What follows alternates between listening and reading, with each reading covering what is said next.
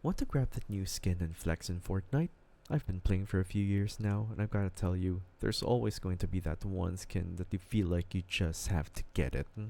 So now, I'm gonna show you how to buy skins the easy way. First, we gotta find the item shop. From the main menu, click on the shop tab at the top of the screen.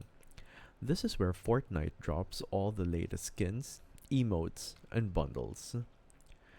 Scroll through the daily and featured items. Once you find the skin that you want, click on it and see the details. Hit purchase when you're ready.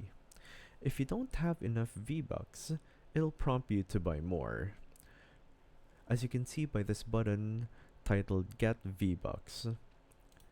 Select the amount, complete the payment, and the V-Bucks will be added instantly. Once you have enough V-Bucks, confirm your purchase, and the skin will be added to your locker automatically. And that's it.